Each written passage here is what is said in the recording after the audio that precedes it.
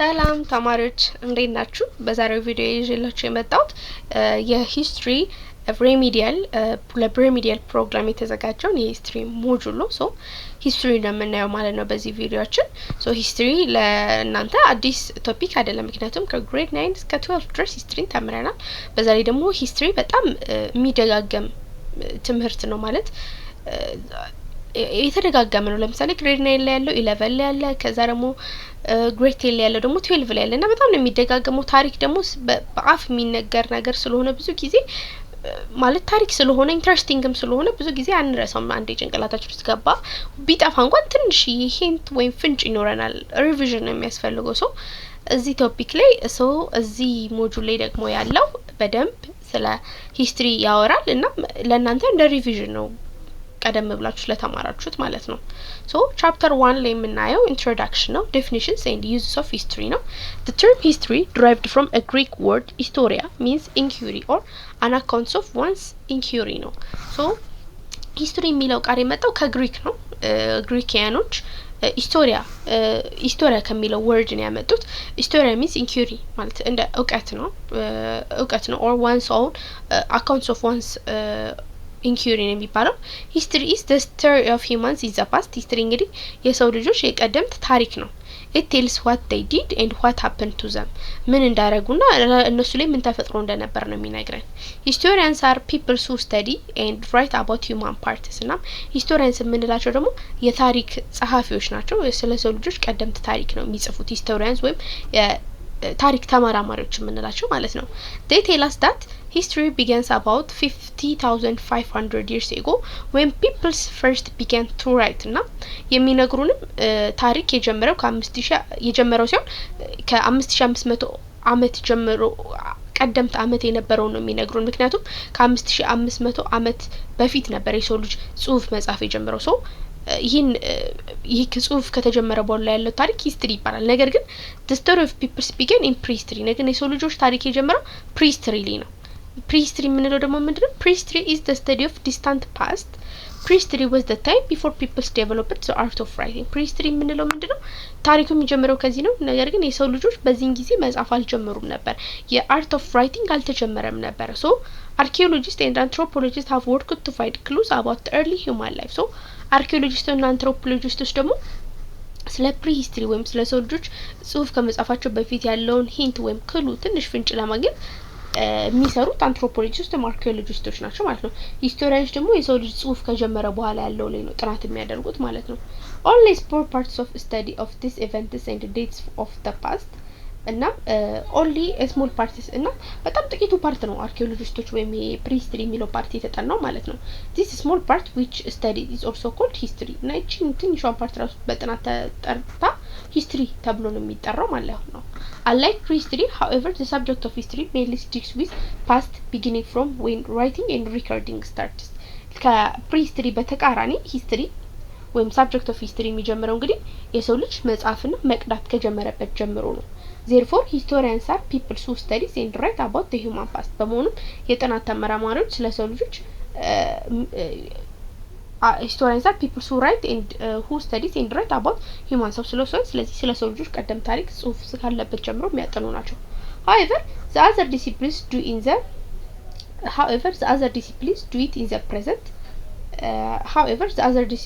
it in the present. ግን ሌሎች ዲሲፕሊኖች ሌሎች ጥናቶችን ብንመለከት ግን አሁን ላይ ስላሉት ነገሮች ነው የሚያጠኑት። man interacts with the natural environment to produce his primary needs such as food, shelter and clothes. እንግዲህ ሰው ልጅ ከተፈጥሮ ጋር ኢንተራክት ያደርጋል ወይም ግንኙነት አለው ምን ለማድረግ አስፈላጊ ወይም ቤዚክ ኒድ ወይም መሰረታዊ ፍላጎቶቹን ለማሟላት ማለት ነው። ለምሳሌ እንደ ምግብ፣ መጠለያና ልብስ ለማግኘት ማለት ነው። in the production process ይሄ በሚያመርትበት ፕሮሰስ ጊዜ human beings improved the production tools and the quality and quantity of the produce history as a body of knowledge in account to the past based on historical facts and evidences. በዚህን ጊዜ የሰው ልጅ ፕሮዳክሽን ፕሮሰስ ይሄን ነገር ለመፍጠር በሚያመርቱበት ፕሮሰስ ጊዜ እንግዲህ ፕሮዲዩስ በሚያመርቱበት ጊዜ ከጊዜ ወደ ጊዜ ኳሊቲ እና ኳንቲቲ መጠኑና ጥራቱን እየጨመሩት መጥተው ነበር። በዚህም የተነሳ እና ፕሮዲዩስ ይሄ የሚያሳየው የሰው ልጅ ናውሌጅ ወይም እውቀት ምን ያክል እያደገ እየመጣ እንደሆነ ነው። ይህ ደግሞ ለሂስቶሪያንስ ወይም ለፓስት ድሮ ጊዜ ለነበረው ለሂስቶሪያን ጻፍቶች እንደ ሂስቶሪካል ፋክት ኤንድ ኤቪደንስ ነው የሚያገለግለው፣ እንደ ሂስቶሪካል ማስረጃ ነው የሚያገለግለው ማለት ነው። ሂስቶሪካል ፋክትስ ሪፈርስ ቱ ኢንፎርሜሽንስ ኦር statements about the past that is known as proven to be true. ሂስቶሪካል ፋክትስ ወይም ሂስቶሪካል እውነታዎች የምንላቸው መረጃዎች ናቸው። ቀደምት ሲሉ የነበሩ መረጃዎች ሆኖ የተረጋገጡ እውነታዎች ናቸው። History is also about providing an interpretation of what happened, why it happened and how it happened based on a source. ሂስቶሪ ደግሞ በሌላ መልኩ ስንመለከተው ያ ነገር ለምንድነው ትርጓሜ ይተረጉምልናል። ምን የሚለው ለምንድነው ያ ነገር የተፈጠረው፣ እንዴት ነው የተፈጠረው፣ ለምንድነው የተፈጠረው የሚለው ሶርስ ላይ ቤዝድ በማድረግ ወይም ምንጮች ላይ ወይም ማስረጃዎች ላይ በመደገፍ ኢንተርፕሬት ያደርገናል፣ ለኛ ተርጉሞ ይነግረናል ማለት ነው። therefore history is both the facts of the past and the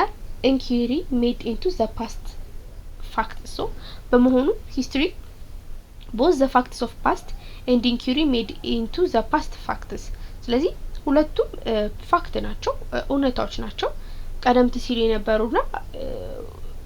በቃ ፋክት እውነታዎች ናቸው። thus history is not an opinion or novel writing። ስለዚህ history የሰው ልጅ እንትን አይደለም፣ ኦፒኒየን አይደለም፣ አስተያየትም አይደለም፣ ወይም ደግሞ ኖቨል ራይቲንግ ወይም ደግሞ ይሄ የሚጻፍ ልቦለድ አይደለም። identifying historical facts from opinion requires critical thinking። ይሄ identifying historical facts from opinion requires critical thinking። እንዴት ነው ሂስቶሪካል የሆኑ ፋክቶችን ራሱ አንዳንዴ ከሰው ልጆች ኦፒኒየን ላይ ምንወስድ ራሱ ከሆነ ከሰው ልጆች አስተሳሰብ ወይም አስተያየት ላይ ራሱ የሚወሰድ ከሆነ በጣም ክሪቲካል ቲንኪንግ ሎጂካል መሆን ያስፈልጋል። አስተሳሰባችን በጣም የተለየ መሆን አለበት። ማለት አስተሳሰባችን የተለየ ሳይሆን ማለት በብልሃት መሆን አለበት ማለት ነው። distinguishing between fact and opinion is one of the most important skill you can learn from studying history. yes እውነታንና ኦፒኒየን ወይም አስተያየትን የሰው ልጆችን አስተያየት መለየት አንዱ ሂስትሪን ስናጠና የምንማረው በጣም ጠቃሚ የሆነ ስኪል ነው። a fact is a statement that can be proved with supporting information። ፋክት የምንለው ስቴትመንት ወይም ኢንፎርሜሽን መረጃ ነው። ስቴትመንት ነው፣ የሆነ ነገር ነው፣ በማስረጃ ደግፈን ልናቀርበው የምንችለው ነገር እውነት የሆነ ነገር ነው ማለት ነው። on the other hand በሌላ በኩል ደግሞ an opinion is what is a writer believes based on his or her overview። ኦፒኒየን ደግሞ የምንለው በጻፍ እይታ የተቀመጠ አስተያየት ነው። ጻፊው እነዚህ አይቶት ይሄ ነገር እንዲህ ነው ብሎ የሚያስቀምጥ ኦፒኒየን ወይም አስተያየቱ ነው። as a body of knowledge history is a branch of social science that deals with human beings did in the past። as a body of knowledge ስንመለከት ደግሞ ሂስትሪ የሶሻል ሳይንስ ብራንች ቅርንጫፍ ነው። የሚያጠናው ሰው ልጅ ቀደምት በነበሩበት ጊዜ ወይም በጥንታዊ ጊዜ ያደረገውን ነገር ነው። it studies changes in developments of past society, political, economic and social and cultural life። እና የሰው ልጅ ባለፉት ጊዜ የነበራቸው የማህበረሰባዊ፣ ፖለቲካዊ፣ ኢኮኖሚካዊ፣ ማህበራዊ እና ባህላዊ የነበረ ህይወታቸውን ለውጥ ነው የሚያጠናል ማለት ነው። the importance of history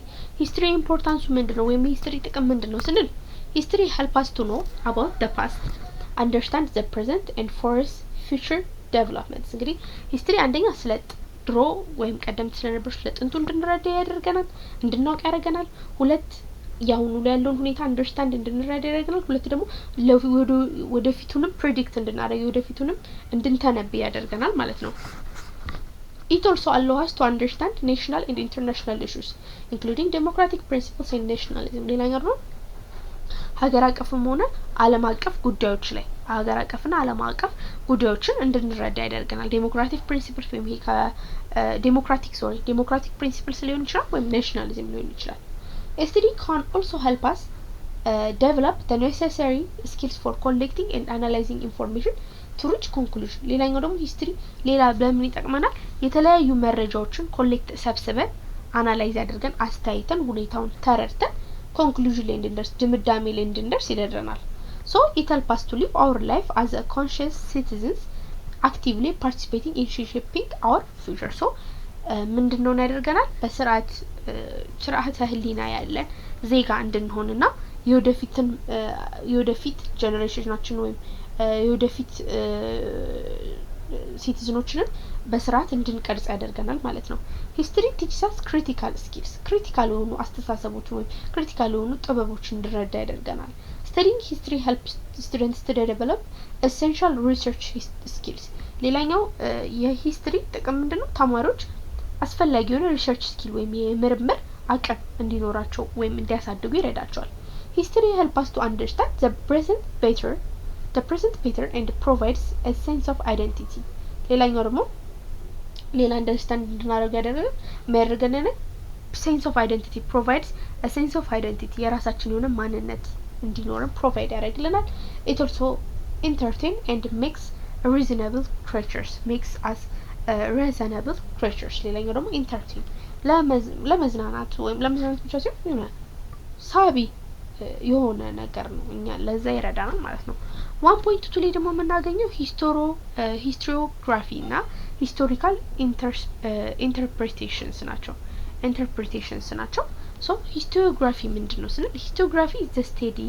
how knowledge of a past is attained and transmitted historiography የምንለው ስለምንድነው የሚያጠናው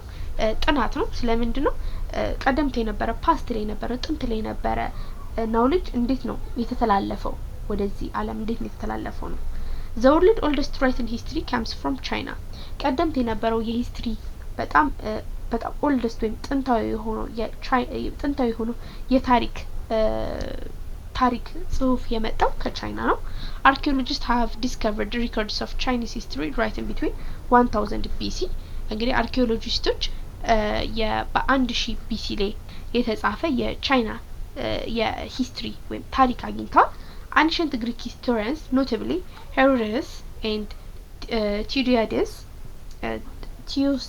Thucydides introduced the organized study and narrations of the past እናም ቀደምት ሲል የነበረው ደግሞ የሂስትሪ የግሪክ ሂስቶሪያንስ ወይም የግሪክ ታሪክ መዛግብት ወይም አጥኞች ሄሮዶስ በተፋቅቷል ይላል። ይሄው the father of history ነው ከዚህ በፊት እንደተማራችሁት ወይም የሂስትሪ አባት ነው የሚባለው። ከዛ ደግሞ ቲዮስቴዴስ የሚባሉት ሁለቱ ታሪክ አጥኞች እንግዲህ ታሪክን በደንብ ኦርጋናይዝድ አድርገው በደንብ አዘጋጅተው አቅርበውልናልና the term first is its attributed to Herodotus from 484 up to 425 BC who is often the father of history. Herodotus wrote critically and accurately. so ለመጀመሪያ ጊዜ ሂስትሪ የሚለውን ራሱ ያመጣው ሄሮዶተስ ነው። the father of history ወይም ታሪክ አባት ይባላል። ግን ቴዎዶሲስ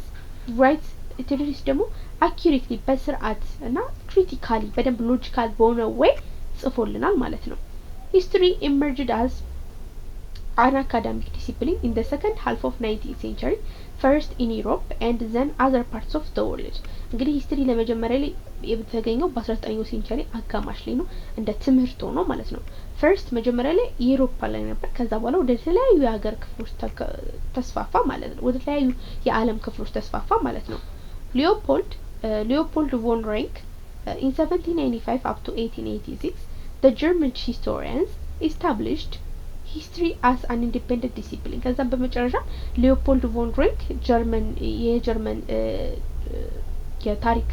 ተመራማሪው ሂስትሪ ራሱን የቻለ ሳብጀክት ወይም ዲሲፕሊን አድርጎ አመጣው ማለት ነው። ራንክ is considered the father of modern historiography so ራንክ ወይም ይሄ ሊዮፖልድ ቮን ራንክ የሚባለው የዘመናዊው ይሄ ሂስቶሪዮግራፊ አባት ተብሎ ነው የሚታወቀው። for his first to scientific studies of the past ምክንያቱም በሳይንቲፊክ ሁኔታ የጥንቱ እንዲጣና ስላደረገ ማለት ነው።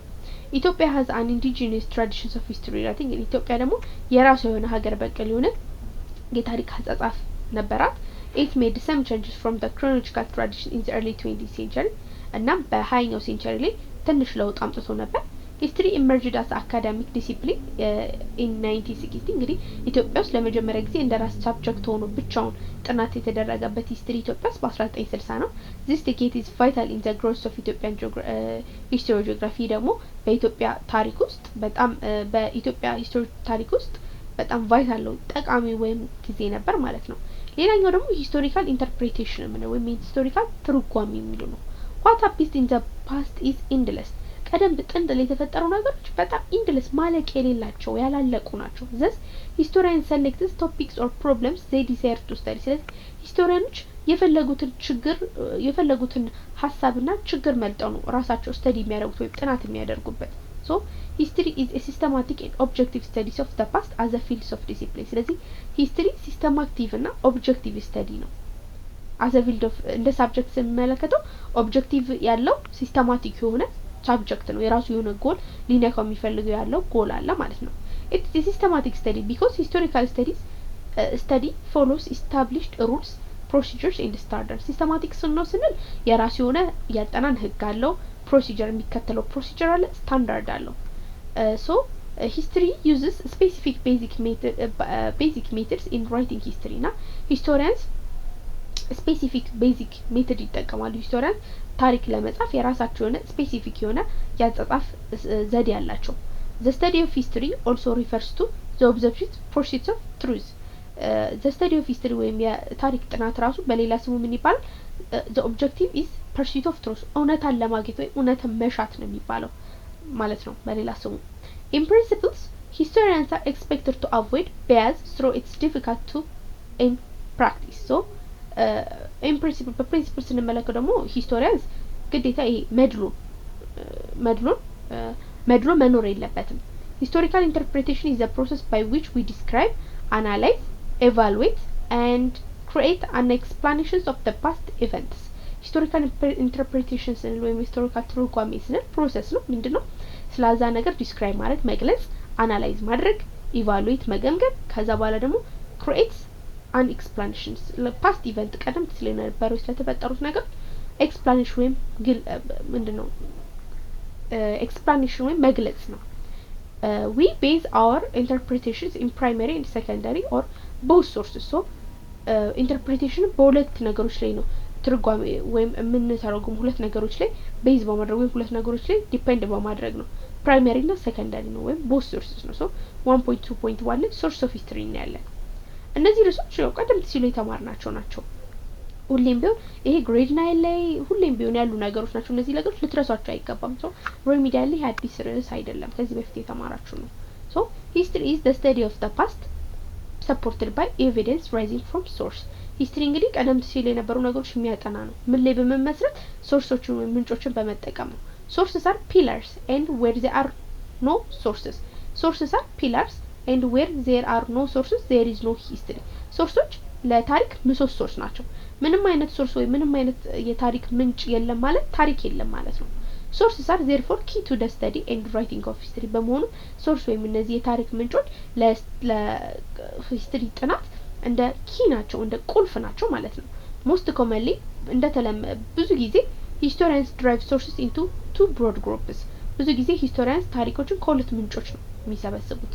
these are primary እና secondary መጀመሪያና ሁለተኛ የምንላቸው ናቸው ማለት ነው primary sources are those are contemporary with the events under study primary sources የምንላቸው ጥናት የሚደረግባቸው እዛው ቦታ ጋር ማለት ከጊዜው ጋር የነበሩ ነገሮች ናቸው they are original materials that have direct relation to the event they describe yes ከሚያጠኑት ጥናት ጋር direct relation ያላቸው ከሚጠናው ታሪክ ጋር ቀጥታ ግንኙነት ነው ያላቸው ማለት ነው original materials ናቸው ትክክለኛ ናቸው examples of primary sources ለምሳሌ ከነዚህ የፕራይመሪ ሶርስ ምሳሌዎች ስናይ monuments tools ornaments artifacts coins fossils inscriptions weapons and utensils and ruins of buildings ለምሳሌ እነዚህ monuments ምንላቸው ሐውልቶች ለምሳሌ የአክሱም ሐውልት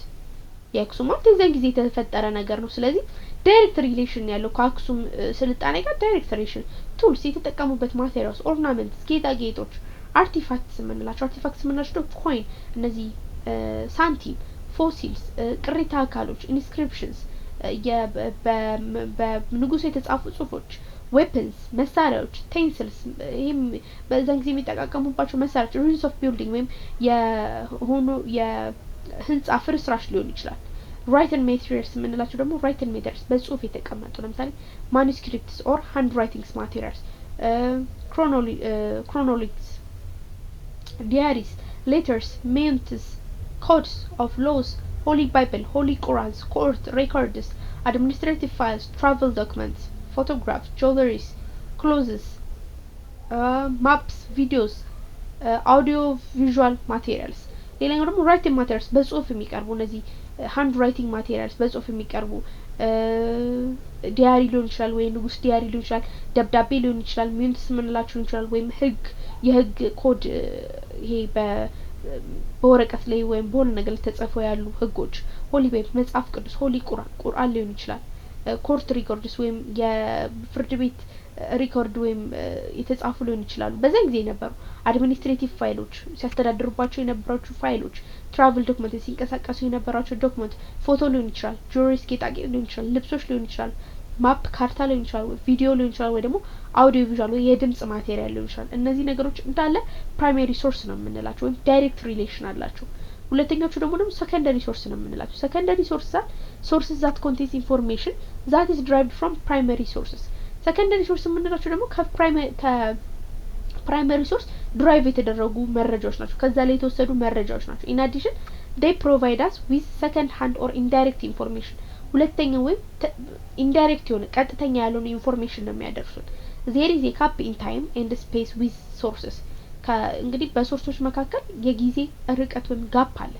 example of secondary resource የምንላቸው ለምሳሌ articles books textbooks journals biography oral traditions and published stories or movies about historical events yes ለምሳሌ text book የምንለው እኛው ነው የምናነበው መጽሐፍ ምንድነው ይሄ አሁን ያለው መጽሐፍ ቴክስት ቡካችሁ ወይም ይሄ ሞጁላችሁ ከምን ጋር ይሄ ሞጁል ከየት የመጣ ነው ሰከንደሪ ሶርስ ነው የሂስትሪ ሰከንደሪ ሶርስ ነው ምክንያቱም ከመጀመሪያው ወይም ከፕራይመሪ ሶርስ ላይ ተቀርተው የመጡ ነገሮች ናቸው ቀጥተኛ አይደሉም ማለት ነው ስለዚህ ማለት ከመጀመሪያው ላይ የተወሰዱ ናቸው ማለት ነው ቀጥተኛ አይደሉም ስለዚህ ምንድናቸው ሰከንደሪ ናቸው ለምሳሌ እንደ መጽሐፍት እንደ ቴክስት ቡክ ጆርናልስ ባዮግራፊ ስለሳሰው የታሪክ ኦራል ትራዲሽንስ አፈ ታሪኮች ፐብሊሽድ ስቶሪስ የተጻፉ ታሪኮች ፊልምም ሊሆን ይችላል እነዚህ ነገሮች በሙላ ሰከንደሪ ናቸው oral traditions are historical sources transmitted by words of mouth from one generation to the next ሁሌም ቢሆን oral tradition ፈተና ላይ ይመጣል ብዙ ጊዜ አለ ብዙ መጽሐፍት ግሬድ 12 ላይ አለ oral tradition ምንድነው በአፋችን ከትውልድ ወደ ትውልድ የምናስተላልፈው አፈ ታሪክ ነው ማለት ነው oral data can qualify the positions of primary or secondary source based on the nature of the informants እንደ ታሪኩ ላይ በመመስረት ወይም እንደ ኢንፎርሜሽን አድራሹ ሰው ላይ በመመስረት አንዳንዴ ኦራል ትራዲሽን ወይም ኦራል ዳታ በአፍ የሚነገሩ ፕራይመሪም ሊሆን ይችላል ሰከንደሪም ሊሆን ይችላል ማለት ነው history can only be written based on data collected from the above mentioned ስለዚህ ሂስትሪ መጻፍ የሚቻለው ማንንም ሰው ከመሬት ተነስቶ ይሄ አሁን ለምሳሌ ያሰበውን ኢማጂን ያደረገው ወይ ድሪሙን መጻፍ አይችልም እነዚህ ሶርሶች ላይ እነዚህ ምንጮች ላይ ተመስርቶ ነው ማለት ነው however whenever the source of information it should be subjected to the critical evaluation before being used as an evidence however በመሆኑ ይሄ source of information ወይ ሜዚ information so whatever the source of information ወይ የታሪኩ ምንጭ it should be subjected to the critical evaluation before used as evidence መጀመሪያ እንደ መረጃ ከመጠቀማቸው በፊት ያገኙትን ነገር መቼም ይሄማ ሂስቶሪካል ሶርስ ነው ብለን መውሰድ አንችልም መጀመሪያ critical evaluation ወይም በደንብ መገምገም አለበት ልክ እንደ ኤቪደንስ ወይም እንደ ማስረጃ ለማሳየት ማለት ነው primary sources have to be verified for originality and authenticity to avoid forgery ሐሰተኛን avoid ለማድረግ ኦሪጂናል መሆናቸው መጣራት አለባቸው secondary source have to be examined for reliability of their reconstructions እንዴት እንደተጻፉ ሰከንደሪ ሲሆን ደግሞ እንዴት እንደተጻፉ ይታያል እውነቱ ሪላያቢሊቲ ተአማኝነታቸው ለማየት ማለት ነው oral should be cross-checked with other sources such as written documents to determine its truth because it loses its authenticity to the distortion through time oral data ሲሆን ደግሞ በአፍ የሚቀርብ ከሆነ ደግሞ በደንብ ክሮስ ቼክ መደረግ አለበት የጽሁፍ ካሉ በጽሁፍ የተቀመጠ አሰውየው የሚያወራው ነገር በጽሁፍ የተቀመጠ ነገር ካለ ካወራው ነገር ጋር ይመሳሰላል ሳይመሳሰል የሚለው ነገር ክሮስ ቼክ መደረግ አለበት ምክንያቱም አንዳንዴ ዲስቶርሽን ሊመጣ ይችላል የውሸትም ሊነገር ስለሚችል ማለት ነው ዴቲንግ ሂስትሪ ውስጥ ደግሞ እንዴት ነው ዴቲንግ ስንል in recording past ቀደምት ሲል የነበረውን ታሪክ ሪከርድ ስናደርግ ወይም ስንወስድ history tried to determine the exact time when event occurred history exact የተፈጠረበትን ጊዜ ዲተርማይን ያደርጋል ይነግረናል that is what is called its dating ይሄ ነው dating የሚባለው ማለት የተፈጠረበትን ቀን በስርዓት ኦከር የተደረገበትን ነገር ሲነግረን dating እንለዋለን ማለት ነው dating is figures or numerical statement that express the time of historical events or process dating ምንድነው numerical statement ነው ወይም በቁጥርም ሊሆን ይችላል በጊዜም ሊሆን ይችላል ብቻ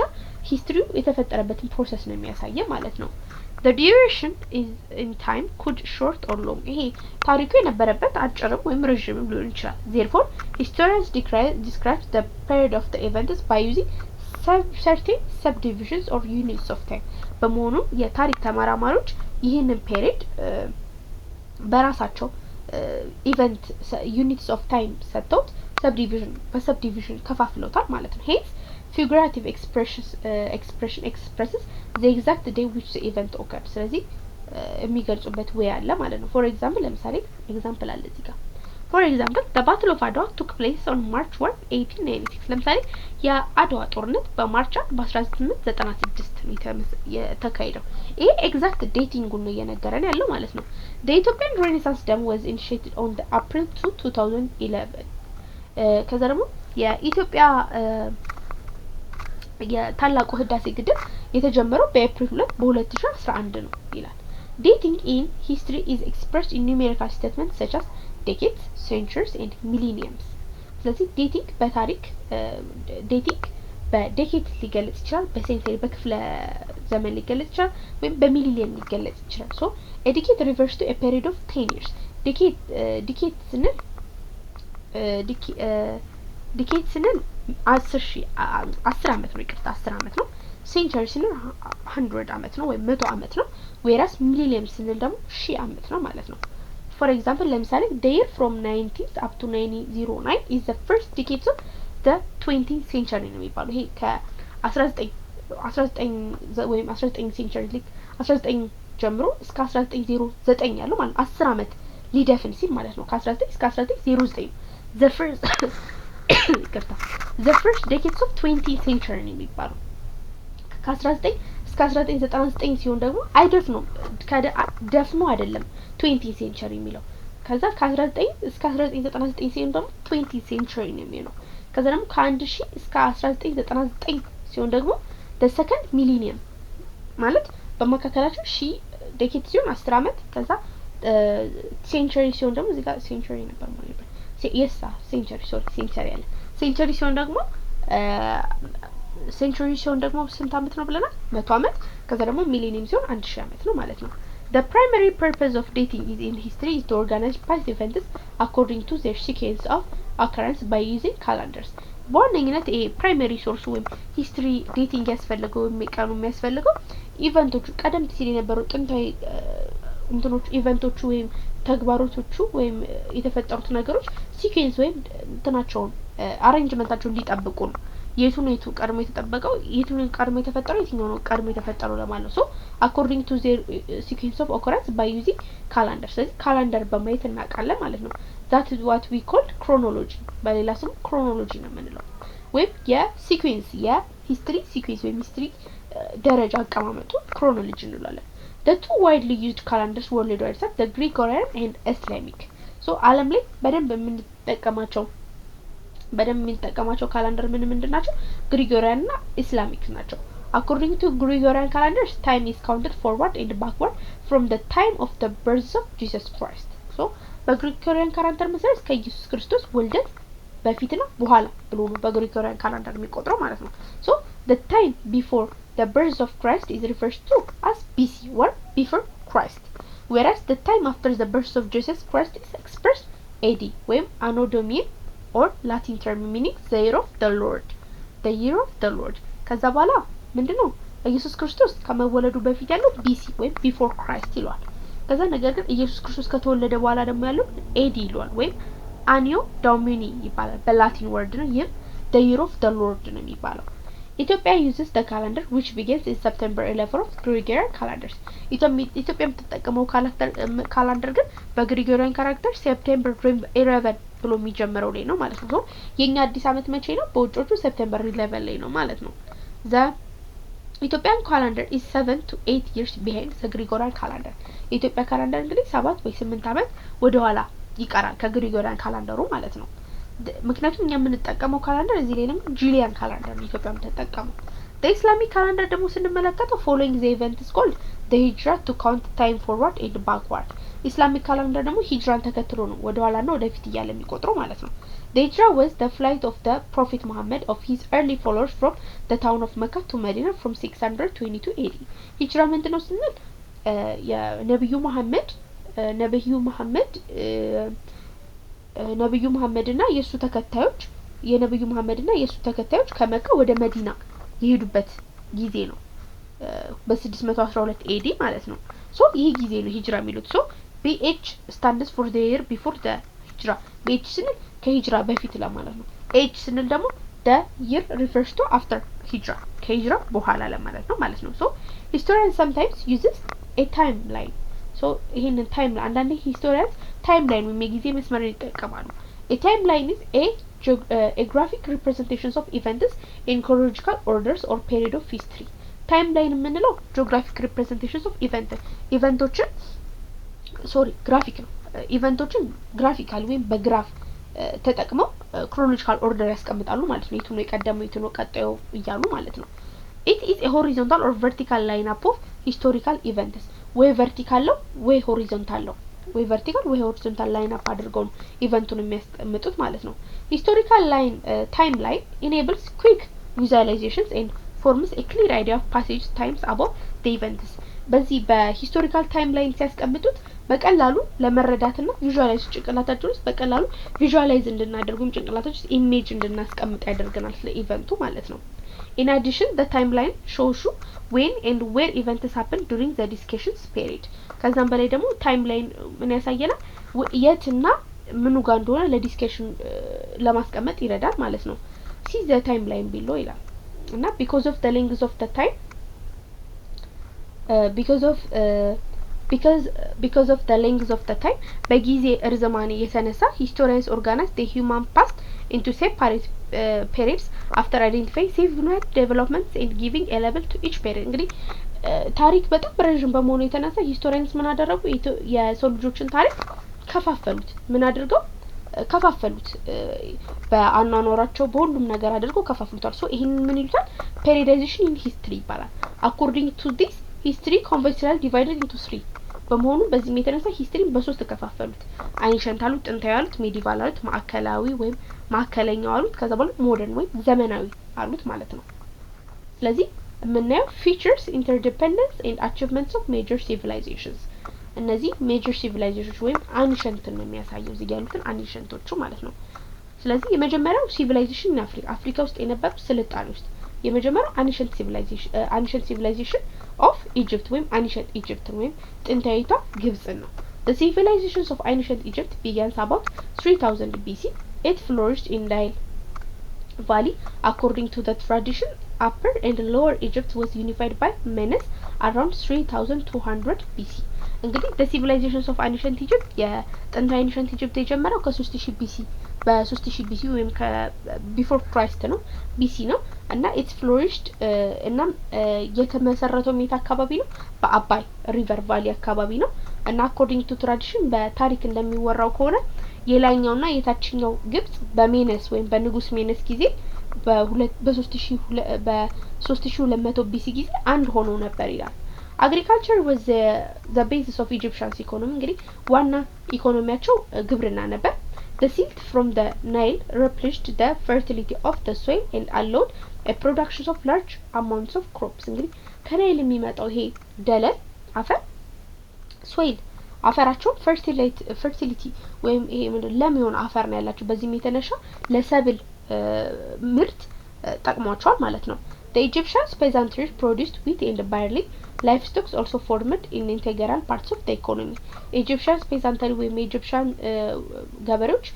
ስንዴና ባርሊ ነው የሚያበቅሉት እናም ላይፍ ስቶካቸው ደግሞ ይሄ ምንድነው ይሄ ወተት ወይም ከከብት እርባታ ጋር ምንም የተገናኛቸው ከአግሪካልቸር ጎን ለጎን ያደርጉ ነበር ትሬድ ነበረ ንግድ ደግሞ ነበራቸው trade was another important economic activity in empire ሌላኛው ደግሞ በግዛታቸው ውስጥ ሌላኛው ይቅርታ ሌላኛው የነበረው ኢኮኖሚክ አክቲቪቲ ወይም ኢኮኖሚ እንቅስቃሴ የነበረው ንግድ ነበር The Egyptian empire was a large state ruled by an absolute god pharaohs እና የኢጂፕሽያን ኢምፓየር ወይም የኢጂፕሽያን ይሄ ላይክ ፈርዖስ ለእናንተ አዲስ ነገር አይደለም የኢጂፕሽያን ኢምፓየር ወይም የኢጂፕሽያን ግዛት የሚስተዳደሩ የነበረው ፍጹማዊ በሆነ መንግስት ነው ይህ መንግስታቸው ወይም ንጉሳቸው ፈርዖን ይባል ነበር The king ruled Egypt through official name called viziers ከዛም ንጉሱ ከስሩ ደግሞ የሱ አድቫይዘሮችን የሚያግዙት ኦፊሻልስ ወይ ሌሎች ባለስልጣናት ነበሩ እነሱ ምን ይባላሉ viziers ይባላሉ so viziers acted as a mayor tax collectors and judges እነዚህ viziers እንግዲህ እንደ ማዮር እንደ ከንቲባም ያገለግላሉ ታክስ ወይም ግብር ይሰበስባሉ እንዲሁም እንደ ዳኛ ናቸው the pharaoh was regarded as a king and gods ንጉሳቸው እንግዲህ እንደ ንጉስ ይሄ ፈርዖናቸው እንግዲህ እንደ ንጉስም እንደ አምላክም ነበር የሚታየው he was believed to an incarnate god and would indeed to be a god after days watching over Egypt's welfare እንግዲህ ይህ ንጉስ የሚያስቡት የማይሞት ንጉስ ነው እንግዲህ ከሞተም በኋላ ህይወት አለውና የኢጅፕትን ደህንነት ከሞተ በኋላ ራሱ ያያል ይቆጣጣራል ይላሉና the Egyptians were polytheists ይህ ማለት the Egyptians were polytheists በጣም ብዙ አምላክ ነው የሚያመልኩት በጣም ብዙ አምላክ ሳይሆን ጣዖት አላቸው they worshipped many gods ብዙ ጣዖቶችን ያመልካሉ ማለት ነው ancient Egyptians believe life after days Egyptians ቅድም እንዳወራነው ከሞት በኋላ ህይወት አለ ብለው ያምናሉና the process of preserving the body is called mummification እና ከሞተ በኋላ ሰው ደግሞ አንድ ሰው ከሞተ በኋላ mummification በሚባል ፕሮሰስ ያን የሞተውን ሬሳ አድርቆ እንዲያቆይ የሚያደርግ ዘዴ ያላቸው ወይም የሞተን ሰው ፕሪዘርቭ የሚያደርጉበት ወይ ያን የሞተ አስከሬን ፕሪዘርቭ የሚያደርጉበት ዘዴ ያለ ያ mummification ይባላል so mummification later developed into skilled art እና ራሱ የሆነ የጥበብ ስራ ነው mummification ሆነ ራሱ ማለት ነውና as a result በዚህም የተነሳ ancient Egyptians also advanced in medicine Egyptian societies was structured in hierarchically በዚህም የተነሳ ancient Egyptian በሜዲሲን በደም የተራቀቁ ናቸው እና የኢጂፕሽያን ሶሳይቲ ደግሞ ማህበረሰባቸው ደግሞ ምን አላቸው structured hierarchically በደረጃ ነው ማህበረሰቦቻቸው የተቀመጠው ማለት ነው peasants undertook irrigational activities ሌላኞቹ ደግሞ ፔዘንቶቻቸው ወይም ገበሬዎቻቸው ደግሞ irrigational ወይም የመስኖ ስራ ላይ ተሰማርተዋል they also constructed palaces massive temples and tombs for pharaohs ትልልቅ ቤተመንግስቶችን ትልልቅ ሐውልቶችና ትልልቅ መቃብሮችን ለፈርዖኖቻቸው ወይም ለንጉሶቻቸው ይገነቡ ነበር the tomb is also known as a pyramid እነዚህ ትልልቅ የሚገነቡት ቶምብ ወይ መቃብር ወይ እነዚህ ቶምቦቹ ወይም ከድንጋይ የሚሰሩት ፒራሚድ ነው የሚባለው እንግዲህ ፒራሚድ የሚያውቅ የለም የሶስት ማዕዘን ወይም ትራያንግል የፒራሚድ ነው የሚባለው ancient Egyptians developed the art of writing known as hieroglyphics around 3000 BC እና ancient Egyptians ደግሞ የራሳቸው አጻጻፍ ስታይል ነበራቸው hieroglyphics ይባላል ከ3000 BC በፊት ነው እንግዲህ ኢመርጅ ያደረገው it was a combination of pictograph ideograph phonograph and determinatives እንግዲህ ጽሁፉም ፒክቶግራፍ ነው አንድ በስዕል መልክ ከዛ አይዲዮግራም ምንለው ደግሞ በሐሳብ መልክ ፎኖግራም ምንለው ደግሞ ማለ ከዛ ዲተርሚኔቲቭ በቃ የሚገልጽ ነው ጽሁፍ አይደለም በቃ በስዕላዊ መንገድ ነው next Egyptians introduced papyrus which was a paper like substance ከዛም ኢጂፕሽያኖች ፓፒረስ ሰሩ ፓፒረስ ምንድነው ወረቀት የሚመስል ሰብስታንስ ነው በቃ ወረቀት ነው እዛ ላይ ነበር የሚጽፉት ማለት ነው ቀጣይ የምናገኘው ደግሞ ስልጣኔ ኑቢያ ነው Nubia, Kush was a kingdom along the Nile River in what is now northeastern Sudan. እንግዲህ ኩሽ ደግሞ እቺም እንደዚሁ ናይል ሪቨር ላይ ወይም የአባይ ወንዝን ተከትላ የመጣች ኪንግደም ነች መንግስት ነች አሁን ላይ የሱዳን የሰሜን ምስራቃዊ ክፍል ነው It existed as early as 2000 BC and lasted until about 300-500 AD.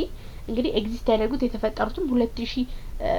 before Christ ከዛ ደግሞ እስከ 350 AD ወይም after days ድረስ ነበሩ ማለት ነው Agriculture was an important basis for the social differentiation and stratifications እና agriculture በጣም ለህዝቡ agriculture ወይም ግብርና ያው ለህዝቡ በጣም የሚለያይበት እና ጠቃሚ ነገር ነበረ ኑቢያንስ ካልቲቬትድ cereals vegetations and dates futures ኑቢያንስ እንግዲህ የተለያዩ ሴሪያሎችን የተለያዩ እህሎችን ቬጂቴብሎችን አትክልቶችን እንደዚሁም ፍራፍሬዎችን ያመርቱ ነበር in addition pastoralism formed another important basis of subsistence economy ሌላኛው pastoralism ነበራቸው ይሄ ዘናል የሚባለው በአማርኛ ይሄ ምንድነው ከብቶችን ምናምን ያያገዱ እንግዲህ pastoralism አይነት types of life ነበራቸው finally trade was another important source of wealth and power of Nubian states በመጨረሻ ንግድ ሌላኛው የኑቢያን ስቴቶች የሀብት ምንጭ ሆነ ማለት ነው at different time በተለያዩ ጊዜያት Egypt conquered and ruled lower ኑቢያ እንግዲህ ታችኛው ኑቢያ በተለያዩ ጊዜ ኢጂፕት እየመጣች እያዘ ስታስተዳድራቸው ነበር ኮንኩር ያረግሽ እየገዛቻቸው ማለት ነው absolute kings and king rules ኑቢያን ስቴትስ እንግዲህ absolute ነው እነሱ ፍጹም የሆነ መንግስትና ንግስት ብዙ ጊዜ ኑቢያኖችን አስተዳድሯል so Nubian kings and queens were considered like Egyptian pharaohs as a divine rulers like እንደ ኢጂፕሽያኖቹ እንግዲህ ዲቫይን ወይም መለኮታዊ ኃይል አላቸው ብሎ ይታመናል and Nubia was also known as the metal technology ያ በደም ማስተዋወስ ያለባችሁ ብዙ ጊዜ ፈተና ላይ የሚመጣው ኑቢያ ሁሉ ጊዜ የሚያመጡት ነገር ምንድነው ስለ ኑቢያ በሜታል ቴክኖሎጂ ታወቀች ነች በጣም የአይረን ኦር ነበራት ወይም ይሄ በብረት ማለት ነው እና Meroe was an important center of metal products such as gold copper silver and iron Meroe ራሱ ዋና ከተማቸው የኑቢያ ዋና ከተማ ሜሮይ በጣም ለዚህ ሜታል ፕሮዳክት ለዚህ በብረታ ብረት ምርት በጣም አስፈላጊ ኢምፖርታንት ሲቲያቸው ነበረች እንደ ወርቅ ነሐስ ሲልቨርና ብርና ብረት በማምረት ማለት ነው this indicates that Meroe has flourishing iron industry ይሄም የሚያሳየው ሜሮይ የራሱ የሆነ ምንድነው የሚያሳየው flourishing iron industry እንደነበራቱም ይሄ የብረት ማምረቻ እንደነበራት ነው so the Kushites conquered Egypt about the 18th century BC ኩሻይቶች ኢጂፕቶችን በ8ኛው ሴንቸሪ BC ላይ ኩሻይቶችን ሄደው ኢጂፕሽያኖችን ገዝተው ነበር then at about 305 AD the Aksumite king Izana invaded and destroyed Meroe ነገር ግን በመጨረሻ የአክሱም ንጉስ የነበረው ኢዛና ሜሮይችን ዲስትሮይ ያደረጋቸው ማለት ነው ይሄ የምናቀው ታሪክ ነው ቀጣይ የምናገኘው ደግሞ civilization in Asia ውስጥ ያለው civilization major ስልጣኔ ነው እዚህ ጋር የምናገኘው አንደኛው ሜሶፖታሚያ ነው ሜሶፖታሚያ included the area now የመጀመሪያው ሜሶፖታሚያ ነው ሜሶሪያ included the area now eastern Syria southern Turkey and most parts of Iraq ሜሶፖታሚያ እንግዲህ አሁን የት ነው የሚገኘው ስንል አሁን የሶሪያን የምስራቅ ክፍል የቱርክን የደቡብ ክፍል እንደዚሁ ብዙ የኢራቅ ክፍል ይዞ የሚገኛል the earliest of the great river valley civilization was the civilizations of Sumerians found between the river Tigris and Euphrates ሁሌም ቢሆን ከልጅነታችን ጀምሮ ነው የተማርነው የሜሶፖታሚያ ካስተውሳችሁ ህብረተሰብ ላይ ሁላ ሳይቀር ተምረናል ሜሶፖታሚያ ሲባል ማስተዋወስ ያለባችሁ ሁለት ነገሮች ነው የት ነው rivers of Tigris and Euphrates የት ነው በሁለት ሪቨሮች መካከል የሚገኝ civilization ነው ምንድነው በማን ሪቨር መካከል በቲግረስና በኤፍራተስ so Sumerians began to build the first city of the world Sumerians ደግሞ ምንላቸው ምንድናቸው የሜሶፖታሚያ ህዝቦች ራሳቸው Sumerian ይላሉ so Sumerians የመጀመሪያ ዓለም ላይ ብቸኛ የነበረችው ሲቲ ከተማ መገንባት ጀምረዋል Sumerians used mud bricks dried in the sand to their building እንግዲህ Sumerians ቤታቸውን ለመስራት ይሄ እንደ ሸክላ አፈር አይነት ጭቃ ነገር አለ እሱም በፀሐይ አድርቀው ነው ቤታቸውን ነበር የሚሰሩት bricks ነው የሚባለው large temples of this kind were called ziggurats or step towers እንግዲህ እና በዚህ የሚሰሩት ነገሮች ziggurats ሲባሉ ነበር በዚህ በመድ ብሪክስ እና ስቴፕ ታወርስ ናቸው እንዲ ደረጃ ያላቸው ታወሮች ናቸው ትልልቅ የቆሙ ታወሮች ማለት ነው እና the soil of the southern Mesopotamia was very fertile እንግዲህ በሜሶፖታሚያ በስተ ደቡብ በኩል የሚገኘው አፈር በጣም fertile ነበር በጣም ለም ነበርና with flood control and irrigation large crops were possible በዚህ የተነሳ በቀላሉ ጎርፍን እየተከላከሉ እና በመስኖ አማካኝነት በደንብ ሰብል ያመርቱ ነበር the Sumerian kings had divine authority Sumerian king ሆኖ ስንመለከተው ደግሞ የሱሜሪያን ንጉስም እንደዚህ divine authority ወይም ትልቅ የሆነ መለኮታዊ ኃይል አለው ብሎ ተብሎ ነበር የሚታሰበው a king ruled as representatives of his city major god እና ሱሜሪያን ንጉሶች እና ንጉሱ እንደ የከተማው አምላክ ተደርጎ ነው የሚታሰበው እና the Sumerians with politics እነሱ politics ናቸው ብዙ የሚያመልኩት ምንድነው ጋድ ኤንድ ጋደስስ አላቸው ብዙ የሚያመልኩት ጣዖቶች አላቸው ማለት ነውና the fluffs and the potter will first appeared in Mesopotamia and the Sumerians may have been first to use bronze ሱሜሪያኖች እንግዲህ ለመጀመሪያ ጊዜ እንትኑን የተጠቀሙት ሸክላን የተጠቀሙት ብሮንዝ እና ለመጀመሪያ ጊዜ ነሐስንም የተጠቀሙት ሱሜሪያኖች ተብሎ ይታሰባል እና the Sumerians developed a writing systems around 3200 BC ና ሱሜሪያኖች ለመጀመሪያ ጊዜ የአጻጻፍ ስታይል በ3200 BC ዴቨሎፕ አድርጓል ይባላል their writing system cuneiform ይባላል writing ሲስተማቸው ምን ይባላል cuneiform ነበር የሚባለው እንዳይጠፋባችሁ ሁሌ ይሄን እንግዲህ ተደጋጋሚ የምናቀው የሜሶፖታሚያ አጻጻፍ ሲስተም ምንድነው cuneiform ነው cuneiform was not an alphabetic system ይሄም አልፋቤቲክ አልነበረም አልፋቤት አልነበረውም እንደኛ እንደምንጽፈው ነገር አልፋቤት አልነበረውም instead it was highly complex system of ideographic ይሄም እንደምስል ነው በቃ ስለ ሐሳብ ነው የሚያስቀምጡት በምስል ማለት ነው they also developed mathematics astronomy medicine and metalworks ሌላውም ደግሞ mathematics and astronomy እና medicine እንደዚህ metal work develop አድርገዋል ማለት ነው ቀጣይ የምናገኘው ደግሞ Persian ነው እዚሁ civilizations of Asia ላይ Persian እናገኛለን Persia was a land that is included parts of the area called the Iran and Afghanistan እንግዲህ Persia ሁኔት ነው የምትገኘው ስንል ኢራን እና አፍጋኒስታንን ጠቅልላ ያዘች ነች the Persian called the regions of land of Aryans from which is the name Iran is coined እንግዲህ ፐርሺያኖች በሌላ ስማቸው አካባቢ ምን ብለው ይጠሩት ነበር land of Aryans ይሉታል ራሱ ኢራን የሚለው ቃል ራሱ የመጣው ይሄ land of Aryans ከሚለው ነው the Persians called their language Aryans ቋንቋቸውን Aryans ነበር የሚሉት they established a dynasty known as Persian Empire and the largest empire in the ancient world እንግዲህ Persian Empire በጣም ትልቅ ዳይናስቲያቸው Persian Empire ብሎ ገንብተውታልና ዓለም ላይ ከነበሩ ጥንታዊ ከነበሩ ዓለም ላይ ከነበሩ ትልልቅ ancient empireዎች አንዱ ነበር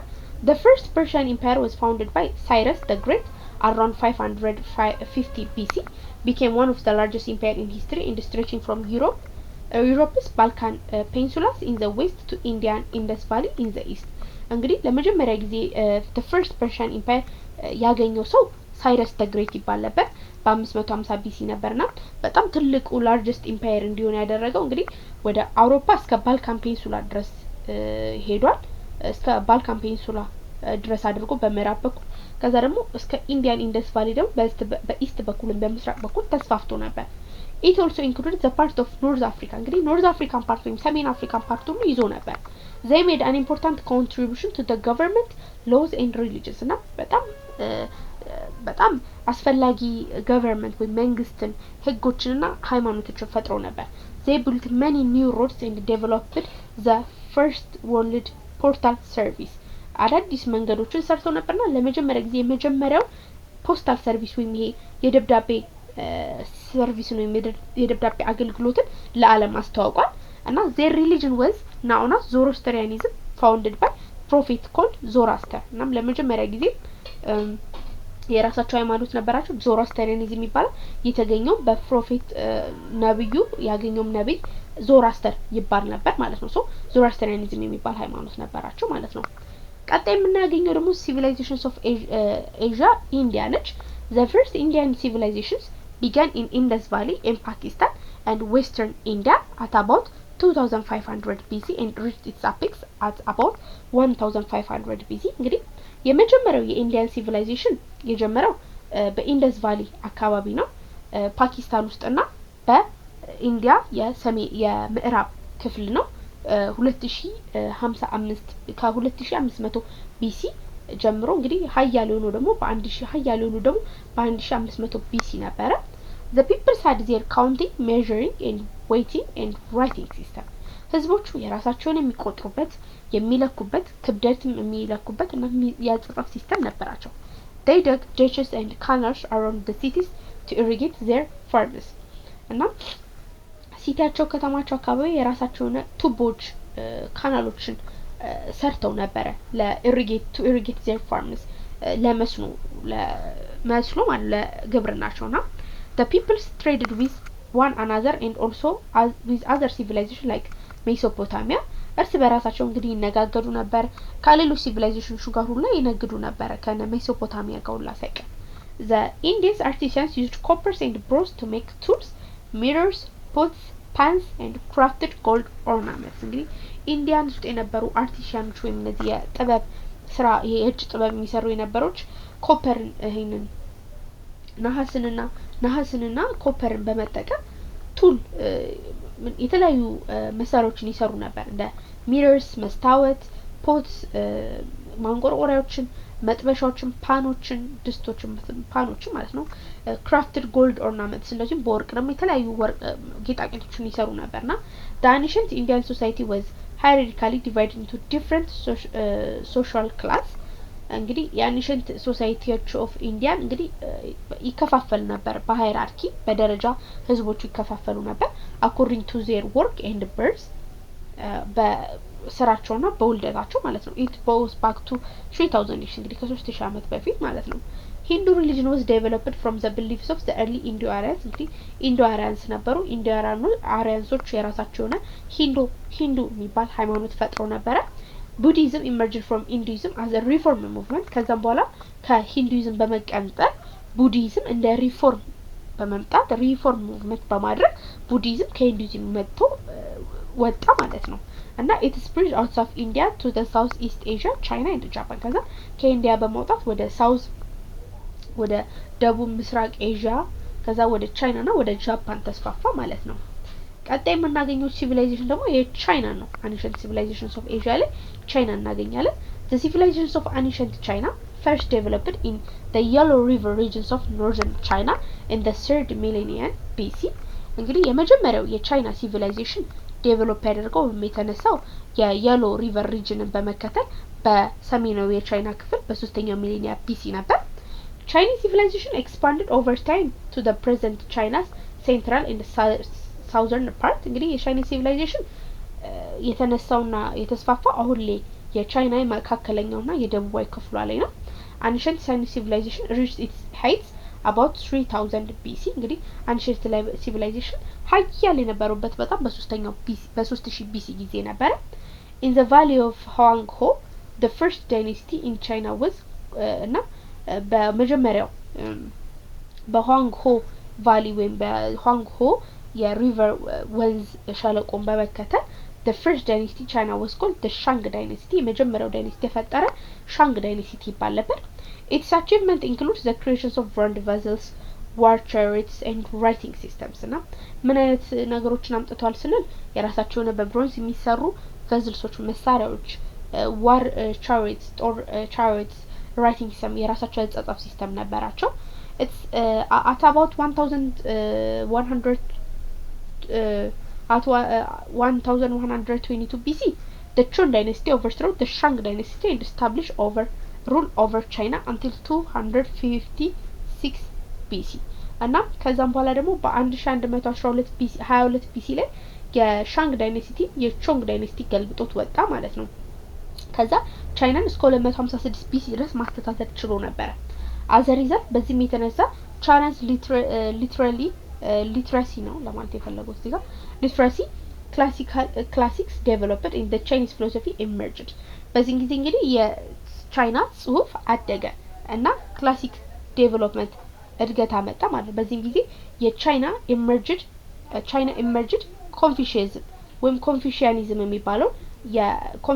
የሚባለው ፊሎሶፊ ኢመርጅ አደረገ ማለት ነው ኮንፊሽያኒዝም በ550 እስከ 479 BC ድረስ ነበር was the most influential and respected philosopher in the Chinese history and his teaching was Confucianism እንግዲህ ኮንፊሽያኒዝም ከድሮም የምታውቁት ታሪክ ነው ኮንፊሽያኒዝም እንግዲህ ኮንፊሽየስ የሚባለው ሰው ነው ያመጣው እና በቻይና ፊሎሶፊ ሂስትሪ ውስጥ ወይም በቻይና ፍልስፍና ሂስትሪ ውስጥ የሱ አስተምሮት በጣም ቦታ ነበረው እና ኮንፊሽያኒዝም teaches the importance of a well-ordered society in which parents rule their children, men lead women, and educated judges ordinary peoples ምንድነው ኮንፊውሽያኒዝም የሚያስተምረው እንግዲህ ዌል ኦርደርድ የሆነ ሶሳይቲ በደም የሚታዘዝ ሶሳይቲ ለምሳሌ ወላጅ ልጆቻቸውን መምራት ሴት ወንዶች ሴቶችን መምራት ኤጁኬትድ የተማሩ ዳኞች ኦርዲናሪ ኖርማል ህዝቦችን መምራት ነው የሚለው The ancient Chinese constructed the Great Wall of China to keep up invaders from the Central Asia እንግዲህ ancient ቻይናዎች ምን ገንብተው ነበር ይሄ ታላቁ የቻይናን ግንብ ገንብተው ነበር ከማዕከላዊ ኤዥያ ጠላቶች ወደነሱ እንዳይገቡባቸው ለመከላከል ማለት ነው It extends about 7400 kilometers across southern China እንግዲህ 7400 ኪሎሜትር እንግዲህ መሃል ቻይና ላይ ነው የሚገኘው እና the Chinese developed their systems of writing called logographics እንግዲህ hieroglyphics እና logographics እንዳይመሳሰልባችሁ hieroglyphics የግብጽ ነው logographics ደግሞ የቻይኒዝ ነው እና which means the use of pictorial symbols of represent words of the Chinese language pictorial representative ነው so የዛሬው ቪዲዮአችን በዚህ እንጨርሳለን በቀጣይ ቪዲዮአችን ደግሞ ancient civilizations of Latin America ብለን በሬሚዲያል ፕሮግራም እንቀጥላለን አመሰግናለሁ